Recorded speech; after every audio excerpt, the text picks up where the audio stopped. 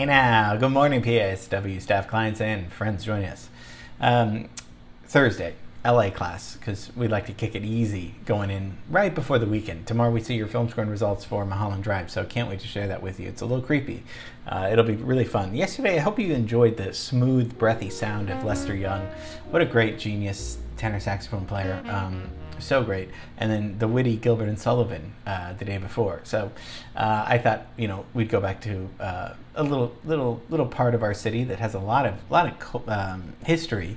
A weird history because it's been shut off and put back on, and all these, a few deaths and accidents have occurred. But it'll be very interesting to talk about the world's shortest railway.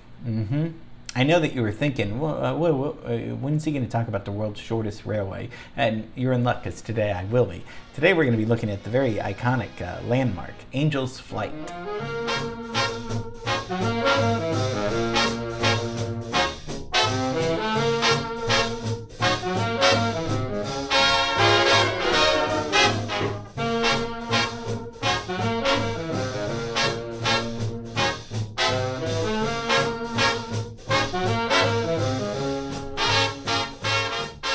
So it's believed Angel's Flights carried about more passengers per mile than any other railway in the world.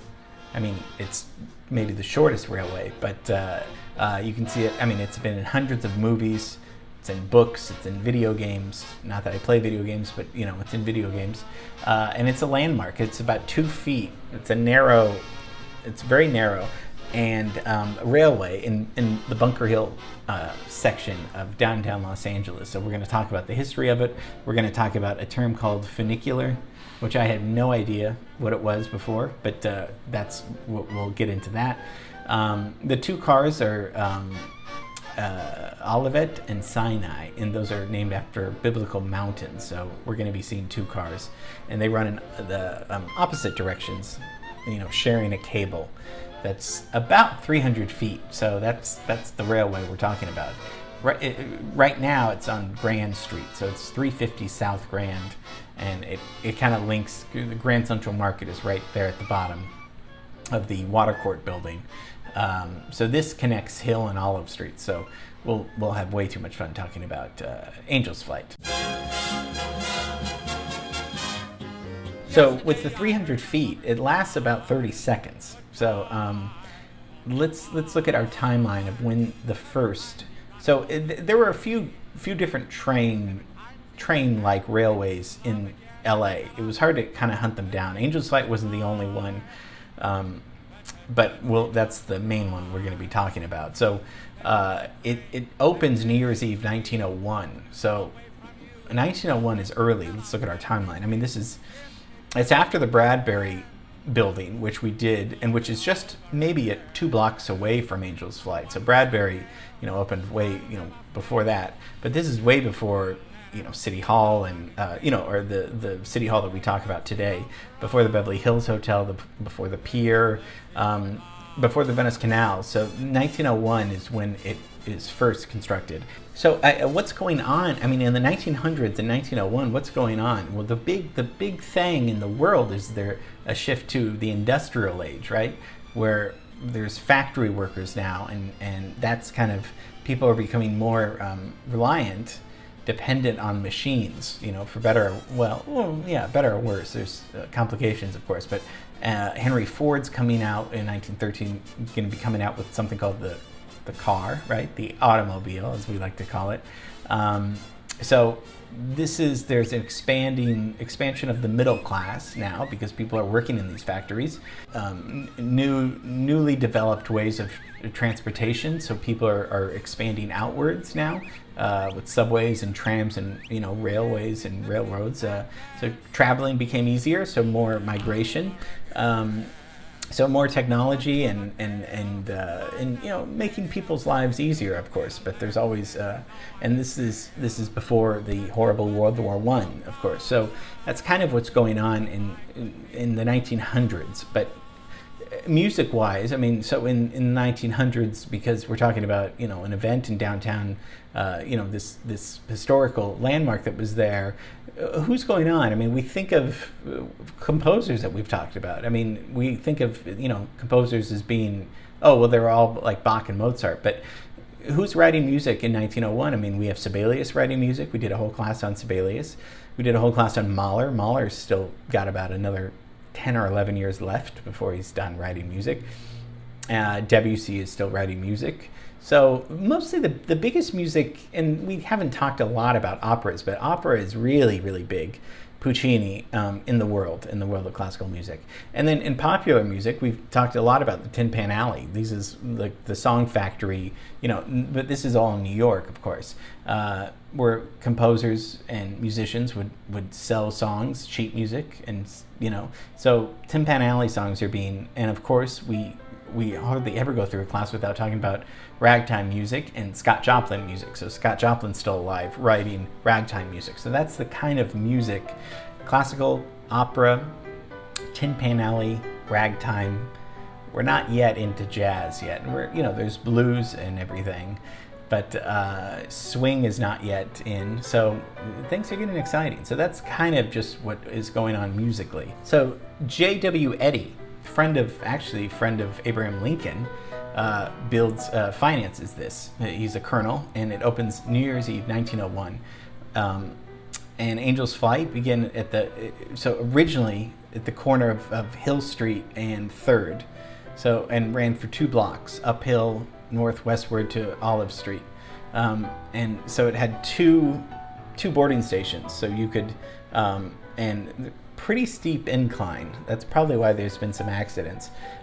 So as one car, ascends, the other car descends, carried down by gravity, I guess.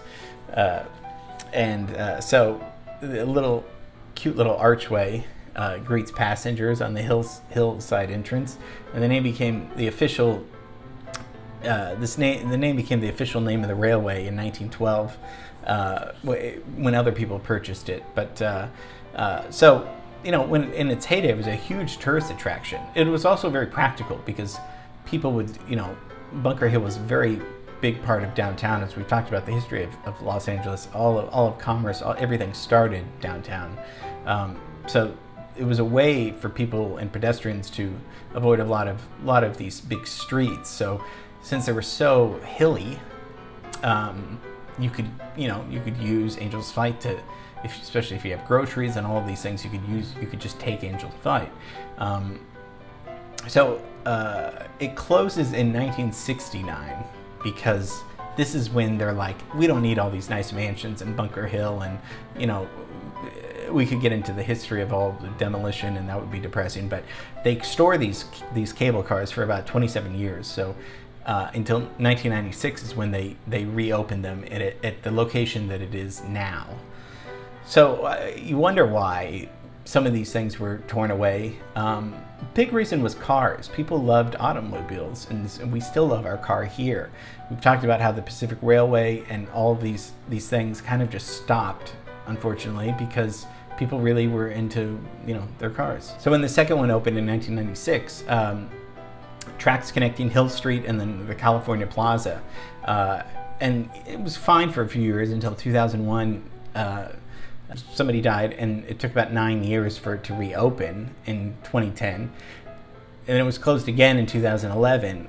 There was a little minor derailment. For some reason, we couldn't. Some reason LA doesn't fix some of these problems that well. In 2013, they discovered there was some safety issues that they needed to address. So, like I said, Angel's Flight wasn't the only one. There was another thing that was called the Court Flight that brought passengers up and down. These were all very steep hills. The hills are still there, of course. But that was 1905, so that was a little bit after, until 1943, when a fire destroyed it. So even though that area is still named Bunker Hill, it's not what it was. As we're seeing the beautiful mansions and houses, they relocated many of them, but most of them were probably just destroyed. And it displaced a large community, about 22,000 people, working class families. They had to move elsewhere. Modern apartment condominium places came in, and it's just another unfortunate part of Los Angeles that things had to be moved around, So after all those accidents, it opened up in 2017. So it is open now, so we can do it. But it was designated as a historical cultural landmark in 1962, so a few years before it was shut down, and then added to the National Register of Historic Places in 2000. So it's open now. You should go. It's a one-way ride, costs $1. So it's just really fun. There's Grand Central Market there, tons of places to eat. Thought it was just an interesting little thing. I've gone up once. It's a lot of fun just to ride, but like I said, it lasts about 30 seconds. A big part of our history though, and just thought I wanted to share some of that. So I think, well, I don't know if we can all fit, but we should take turns and go up and see the beautiful views of Los Angeles and downtown. So hope you enjoyed that. That was a little LA fun. Tomorrow, film scoring results for Mulholland Drive. Hey now, can't wait to show you that. Okay, have a great rest of the day, and I will see you tomorrow. Bye.